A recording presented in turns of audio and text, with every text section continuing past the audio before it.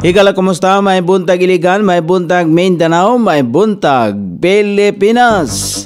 Adlaw nga Lunes karon, pitsa 29 ni buwan sa Hulyo ning tuiga 2024.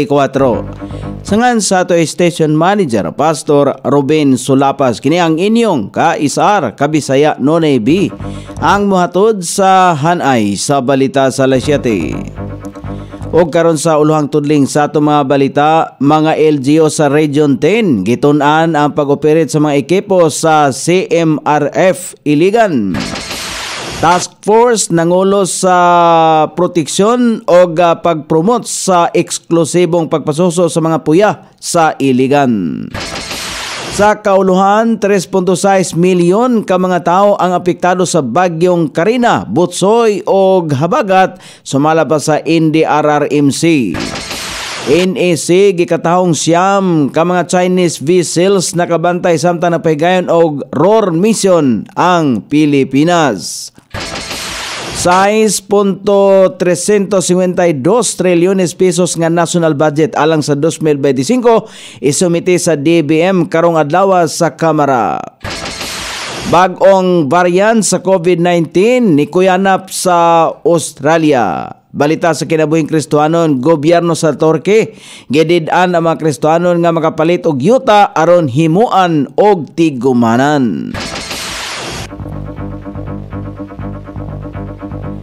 Kini ang uluhang tudling sa atong mga balita nga dalit kanato ning istasyon. DXSR 106.7 sa inyong FM dial. Ang bugtong radyo sa dakbayan sa Iligan nga nagsibya sa balang kasulatan, pinasubay sa inspired and preserved. Not simply dictated, King James Version sa Anchor Broadcasting Corporation.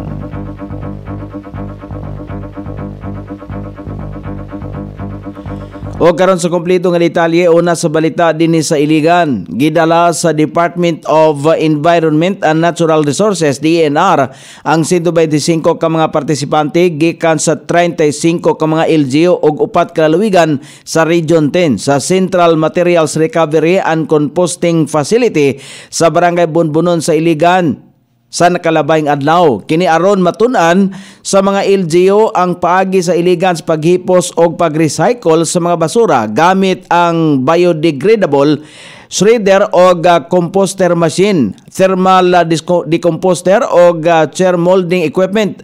Gipili sa DNR EMB Region 10 ang Iligan nga mo-host sa training tungod kiniman ang LGU sa tibok Northern Mindanao nga dunay kapasidad mo proseso sa basura.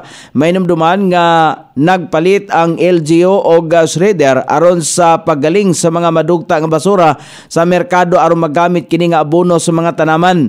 Aduna usab thermal decomposter ang LGU nga mosunog sa mga residual waste apan walay kadaot nga mahimo sa kinaiyahan tungod sa teknolohiya nini nga walay aso nga mogawa sa ekipo. Ingon man nakadawat og plastic chair molding equipment ang Iligan sa tabang sa DNR EMB Region 10 aron makahimo og mga lingkuranan gikan sa mga plastic nga basura. Sumala pa ni City Administrator Dr. Darwin Manubag unang higayon kini nga gi-benchmark sa ubang nga mga LGU ang Iligan sa mga gigamit ini nga mga ekipo. Nagpasabot kini nga ehemplo ang LGU Iligan sa paggamit og teknolohiya sa paghipo sa basura taliwala sa pagpasirado sa dam site sa naasoyng dapit.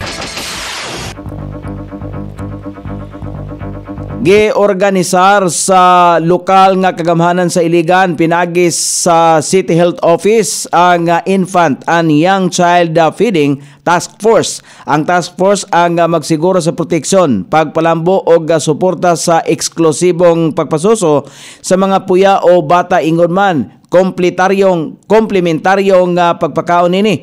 Lakip usab nga gisgutan sa mother baby friendly initiatives sama sa pagbutang og area o kwarto sa mga pampublikong establishmento, opisina, hospitals o uban pa diin makapasuso ang inahan sa iyang anak. Adunay planong milk banking aron adunay kakuhaan og supply sa gatas ang mga inahan nga dili makaproduce og gatas. Suportado kini sa mga inisyatibo sa mga buhatan sa LGU, doktor og nurse sa mga hospital sa syudad. Tumong niini nga matubag ang problema sa malnutrisyon og pagkasaot sa mga kabataan. O karon sa balita sa kauluhan.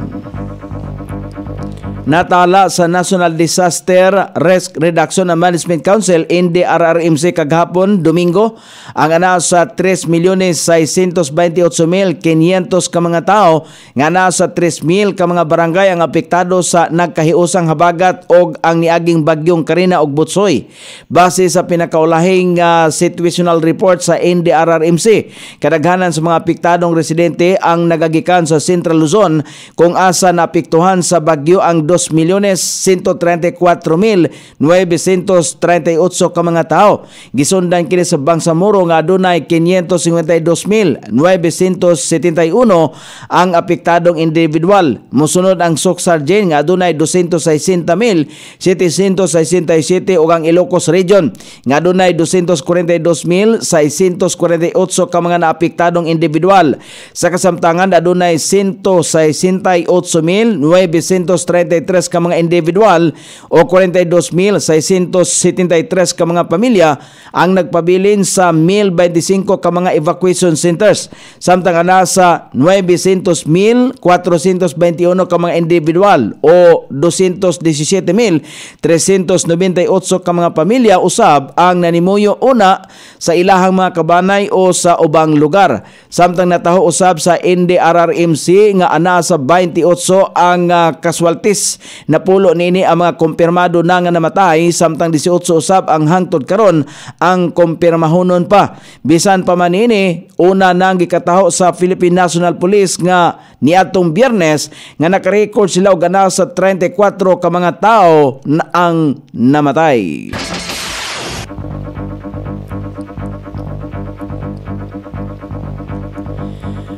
Hugot nga gipanghimakak sa National Task Force sa West Philippine Sea ang pamahayag sa Chinese Foreign Minister nga misakay ang mga sakop sa China Coast Guard o gi-inspeksyon ang barko sa Pilipinas nga nagpahigayon og resupply mission sa Ayungin Shoal. Sa pamahayag sa National Task Force sa West Philippine Sea, bisan kanusa wala mangayo og pagtugot ang Pilipinas sa China ilabi na sa pagpahigayon sa resupply mission sa Ayungin Shoal. Subay sa taho sa task force, kitang-kita ang presensya sa mga barko sa China, lakip ang upat ka Chinese Coast Guard o tulo ka People's Liberation Army Navy vessels ug duha ka barko sa Chinese Maritime Militia vessels. Samtang gipahigayon ang ROAR mission, nagpabilin ang mga Chinese vessels sa ilahang distansya, hinungdan nga nahimong malampuson ang rotation and resupply mission. Walay kamatuoran nga misakay sa barko sa Pilipinas sa mga Chinese Coast Guard personnel base sa pamahayag sa Chinese Foreign Ministry. Ang Ayungin Shoal mao ang usa ka low tide elevation ug dili subject sa sovereignty claim sa China subay sa 2016 ruling sa Arbitral Tribunal tungod kay nasakop kini sa exclusive economic zone sa Pilipinas. Buot ipasabot nga ang presensya sa Pilipinas sa nasong lugar ang legal nahiuyon sa international law labaw na sa UNCLOS.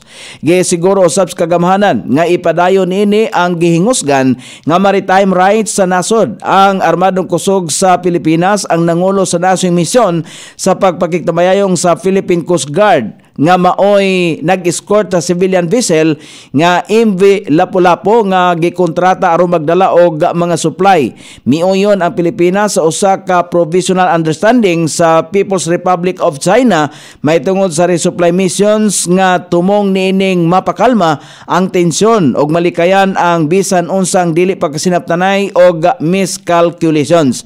Samtang pagailhon nga malampuson ang gipahigayon nga rotation ang resupply mission sa Armed Forces of the Philippines sa BRP Sierra Madre sa Ayungin Shoal sa kabahin sa Exclusive Economic Zone sa Pilipinas sa West Philippine Sea niadtong Hulyo 27 ning tuiga. Nakatakdang isumite sa administrasyon ni Presidente Ferdinand Marcos Jr. sa House of Representatives ang balaodnong 6.352 trilyones pesos nga budget alang sa sunod nga tuig karong adlaw, Hulyo 29, ang 2025 nga National Expenditure Program. Ang formal na nga isumite ni Budget Secretary Amina Pangandaman ngadto kang Speaker Ferdinand Martin Romualdez o uban pang opisyal sa Kamara de Representantes. Ang simpleng turnover ceremony ang nakatakda karong alas 10 sa buntag sa Romualdez Hall sa Kamara sa Batasang Pambansa Complex sa Quezon City. Sa bisperas sa pagsumite sa NIP, gisulti ni Speaker Romualdez nga andam na ang Kamara aron dawaton kining og gilayon nga pagkasugdan ang deliberasyon ini sa komite. Gibutyag sa leader sa Kamara nga masusing pagatunan ang balaodnong budget o gagamiton ang oversight function ini aron masiguro nga insakto ang paghimuong paggastos dinhi sa ahensya sa gobyerno.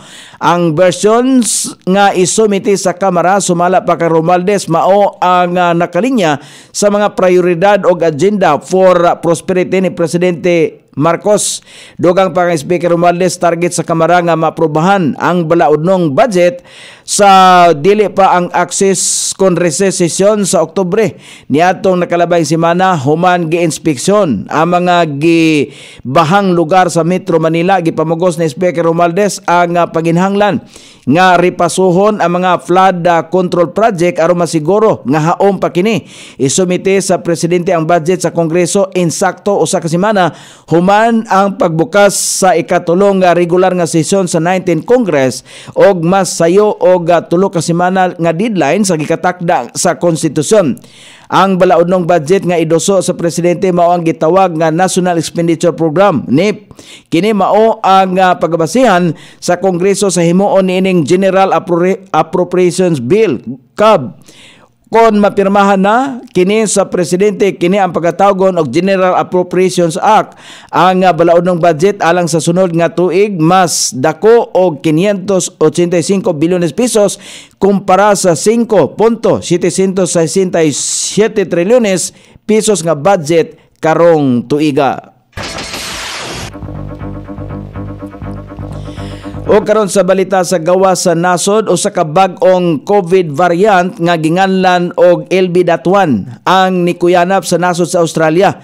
Nagpamahayag ang mga eksperto tungod sa mas paspas kining nikuyanap kung ikumpara sa mga nailhang COVID variant. Sumala pa sa mga eksperto, paspas lamang kining nikuyanap apan wala pa mahibaluan kung taas ang severity niini kung ikumpara usab sa laing variant. Sa kasamtangan, nagpasidaan ang mga eksperto sa nasod nga magmabinantayon sa pagsaka usab sa kaso sa COVID-19. O karon sa balita sa kinabuhing Kristohanon, gidid-an sa gobyerno sa nasod sa Torque ang usa ka simbahan nga makapalit og yuta aron himuan og tigumanan. Nataho nga sa sunod pa nga tuig kon sa nataho nga sugod pa sa tuig 2019 ang nasong simbahan adunay usa ka gatos kapin ka mga Kristohanon. Apan bisan pa man nga nisunod ang simbahan sa legal nga proseso, wala gyapon gitugutan sa korte nga makapalit sila og yuta aron himuan og balay tigumanan. Usa kini ka mga kaso sa nasod sa Torque nga aron nga babagan ang mga kagawasan sa mga Kristohanon nga pahigayon sa pagsimba sa buhi nga Dios. O karon sa kahimtang sa pagbanabana sa dagan sa panahon, ang low pressure area base sa gibanabana sa Pag-asa nga naa kini mahimutang sa 220 kilometros sa amihanang silangang bahin sa Apari, Cagayan. Samtang ang hanging habagat mo'y makapiktar sa western o sa Eastern Luzon. Ang Ilocos Region, Benguet, Abra, Zambales, Bataan, Metro Manila, Calabarzon, Mimaropa o gubang bahin sa Cordillera Administrative Region o gubang bahin sa Central Luzon, makasinatiw madagumon nga kalangitan inubanan sa patak-patak ka mga pagulan, epekto sa hanging habagat. Ang Mindanao o gubang bahin sa nasod ang makasinati gyapon o madagumon nga kalangitan inubanan sa patak-patak ka mga pagulan, epekto sa localized thunderstorm. Sukod sa temperatura dinhi sa dakbayan Siligan Iligan ang kabugnaon na nasa 26 ug ang kainiton mosangko sa 29 degrees sentigrado. Ang adlaw misilang kaniya sa alas 5:39 ug mosahapon niya sa alas 6:26 sa sayong takna sa kagabihon.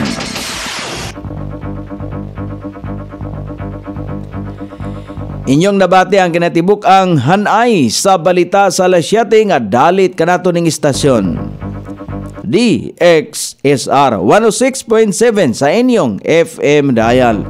Ang bugtong radyo sa dakbayan sa Iligan nga nagsibya sa balang kasulatan, pinasubay sa inspired and preserved, not simply dictated King James Version sa Anchor Broadcasting Corporation. Sangan sa tigsuwat sa atong balitang international o sa kinabuhing Kristohanon, pitch dyan sa balitang lokal, Coney Island, sa ato station manager, Pastor Robin Solapas. Kini ang inyong ka-ISR, Kabisaya, Nonay B, magpasalamat ug maingon. Maayong buntag, Iligan.